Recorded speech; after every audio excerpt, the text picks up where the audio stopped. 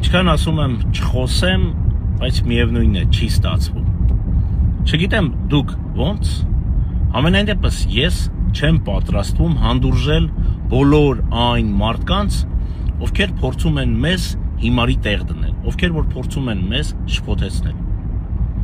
Գիտեք, այս վերջին մի քանի ամիսների ընթացքում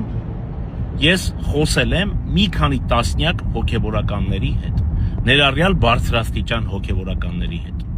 Եվ բնավ նկատի չունեմ այն 10 եպիսկոպոսներին ու արքեպիսկոպոսներին, ովքեր որ եկեղեցու բարեկարգման հարց են բարձրացրել։ Ու զավեշտալին ու հետաքրքրականը գիտեք որն է, որ բոլոր այն հոգևորականները, ում հետ ես խոսել եմ, նրանցից անգամ մի հոգի չի եղել, որ դեմ լինի եկեղեցու բարեկարգմանը։ Մի հոգի անգամ չի եղել, որ ասի, գիտես ինչ կա, այս 10 եպիսկոպոսների ու արքեպիսկոպոսների բարձրացրած խնդիրներն ու հարցերը, պահանջները սխալ են։ Բոլորը կողմ են, բայց բոլորը համատարած մի հատ խնդիր ունեն։ Բոլորի խնդիրը Նիկոլն է։ Նիկոլը պիտի չխառնվեր, Նիկոլը իրավունք չուներ։ Հարգելի հոգևոր եղբայրներ, հոգևոր հայրեր, Նիկոլի հարցը ձեր անձնական որոշումն է։ Միգուցե ձեր անձնական, ձեր քաղաքական հայացքներն են։ Իսեր Աստծո, դրա հետ խնդիր չկա ընդհանրապես։ Բայց եթե դուք համաձայն եք եկեղեցու բարեկարգմանը, ուրեմն դուք անեիք ու Նիկոլին էլ թույլ չտայիք, որ խառնվեր։ Ավելին ասեմ ձեզ, հիմա էլ ուշ չէ։ Բայց կողմը լալով դեմը լալ եւ դեմ լալով կողմ լինելը, այդ ձեր վարած քաղաքականությունը չի աշխատում։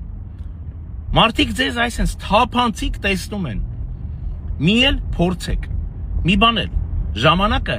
հաստատ ձեր օգտին չի աշխատում։ Բարի օր ձեզ։ Բարի լույս ձեզ։ Գիտեմ, շատերդ սպասում եք, թե երբ եմ խոսելու։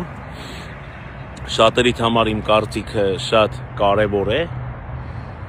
բայց ընդամենը 2 օր առաջ մի շատ իմաստուն մարդ, ով շատ երկար տարիների փորձ ունի, վաստակ ունի, մի շատ լավ խորհուրդ տվեց, իհարկե այնպես չէր, որ ես դրա մասին չգիտեի, ասաց Կարեն, համբերությունը հաղթանակի բանալին է։ Հիմա ինչ եմ ուզում ասել, որ դուք էլ իմ չափ իմանայիք, դուք էլ լուր կսպասեիք, հասկանում ես, բարի լույս ձեզ, Աստված թողորնի ձեզ ու ձեր ընտանիքները, ամեն ինչ շատ լավ է լինելու։ Եկեք մի չափազանց կարևոր մեջբերում անեմ Սուրբ Ավետարանից ու ես վստահ եմ, որ դուք հետևություններ կանեք։ Հովհաննեսի Ավետարանի 10-րդ գլխի 11-րդ համարում մեր Տեր Հիսուս Քրիստոս ասում է. Ես եմ լավ հովիվը, ու լավ հովիվը իր կյանքն է տալիս ոչխարների համար։ Գրաբարով թարգմանության մեջ ասվում է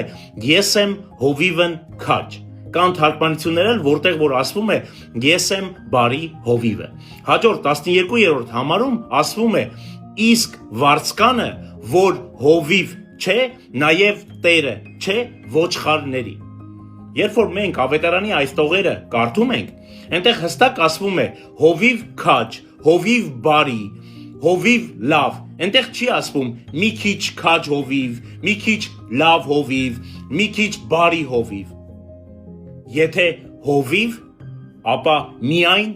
լավ հովիվ։ Ու հովի հակառակ կերպարը դա վարձկանն է, որը հովիվ չէ եւ Տերը չէ գառների։